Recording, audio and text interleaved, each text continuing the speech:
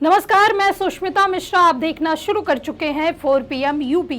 दोस्तों, बंगाल में वोटिंग के बीच सियासी बयानबाजी का दौर जारी है। आपको बता दें कि दूसरे चरण का मतदान हो रहा है। इसी बीच टीएमसी के राज्यसभा सांसद डेरेक ओब्रायन ने प्रधानमंत्री मोदी को सीधी चुनौती दे दी। डेरेक ओब्रायन ने सोशल मीडिया पर वीडियो और पोस्ट के जरिए कहा कि प्रधानमंत्री मोदी ने चुनाव प्रचार में दावा किया था कि वे बंगाल के सभी 294 सीटों पर खुद उम्मीदवार की तरह हैं, मतलब लोग उन्हें देखकर वोट दें। डेरेक ने पूछा, आप बड़ी बड़ी बातें छोड़िए, अगर आप में हिम्मत है तो यह चुनौती स्वीकार कीजिए। उन्होंने क्या कुछ कहा, आप इस वीडियो में देखिए। नरेंद्र, आपने अनाउंस किया था बंगाल की सभी 294 सीट्स पर आप ही कैंडिडेट है। बड़ी बड़ी बात छोड़िए, ये चैलेंज स्वीकार कीजिए। 4 मई को जब ममता बनर्जी और टीएमसी बंगाल जीतेंगे, प्रधानमंत्री पद से रेजिग्नेशन दीजिए। है दम?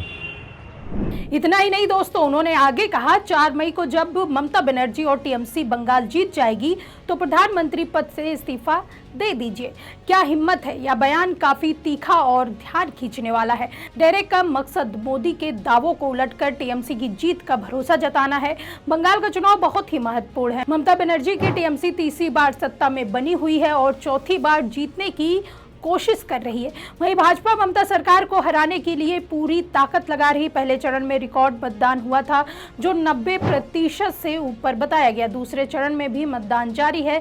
नतीजे 4 मई को आने वाले हैं। टीएमसी इस चुनौती के जरिए भाजपा पर हमला बोल रही है। पार्टी का कहना है कि भाजपा केंद्र की सत्ता का दुरुपयोग करके बंगाल में हस्तक्षेप कर रही है। ममता बनर्जी की सरकार पिछले कई सालों से बंगाल में विकास के काम कर रही है। गरीबों के लिए योजनाएं, महिलाओं को सशक्त बनाना, शिक्षा और स्वास्थ्य पर ध्यान, ये सब टीएमसी के काम हैं। लेकिन भाजपा लगातार झूठे आरोप लगाकर और केंद्रीय एजेंसियों का इस्तेमाल करके ममता सरकार को परेशान कर रही है। डेरेक ओब्रायन की यह चुनौती दिखाती है कि टीएमसी भाजपा की घमंडी राजनीति से डरती नहीं है। मोदी जी ने बंगाल में बहुत बड़ा दावा खेला था। उन्होंने खुद को पूरे चुनाव का चेहरा बनाया। अब अगर टीएमसी फिर से जीतती है तो भाजपा को जवाबदेही तय करनी चाहिए। लेकिन भाजपा वाले हमेशा हारने के बहाने बनाते रहते हैं। वे कभी ईमानदारी से हार स्वीकार नहीं करते। बंगाल की जनता जानती है कि ममता बनर्जी की सरकार उनके सवालों के साथ खड़ी रहती है। भाजपा की केंद्रीय नीतियां बंगाल की संस्कृति, भाषा और स्थानीय मुद्दों को नजरअंदाज करती हैं। टीएमसी हमेशा बंगाल की अस्मिता की रक्षा करती आई है। डेरेक का यह बयान उसी अस्मिता की लड़ाई का हिस्सा है। दोस्तों, आज सत्ता की आंखों में आंखें डालकर पत्रकारिता करना मुश्किल हो गया है। हमारे 4 PM नेशनल यूट्यूब और फेसबुक चैनल को, जिसे आपका प्यार और विश्वास हमेशा से मिलता रहा, उसे बंद करके सरकार ने यह साबित कर दिया है कि वो आपके सवालों से कितना डरती है। मुश्किल दौर है, लेकिन हम ना रुके थे और ना ही रुकेंगे।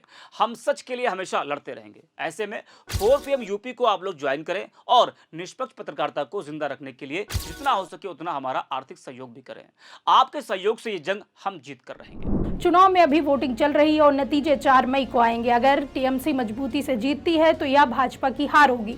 डेरेक ओब्रायन की चुनौती भाजपा को आईना दिखाती है कि लोकतंत्र में घमंड नहीं चलता, जनता की इच्छा सबसे ऊपर होती है। ममता बनर्जी की जीत बंगाल की जनता की जीत होगी, जो भाजपा की साजिशों से बंगाल को बचाना चाहती है। यह घटना चुनावी जोश को और बढ़ा रही है। टीएमसी कार्यकर्ता और समर्थक इस चुनौती से उत्साहित हैं। वे मानते हैं कि बंगाल फिर से ममता दीदी के नेतृत्व में आगे बढ़ेगा। भाजपा को अपनी गलत नीतियों पर सोचना चाहिए। गौरतलब है कि बंगाल चुनाव पर सभी की नजरें टिकी हुई हैं। अब ये देखना होगा कि चुनावी नतीजों के बाद क्या होगा। खैर, ये जवाब भी 4 मई को ही मिलेगा। फिलहाल के लिए इस खबर में इतना ही। तब तक के लिए देखते रहिए 4 PM न्यूज नेटवर्क। मैं सुष्मिता, नमस्कार।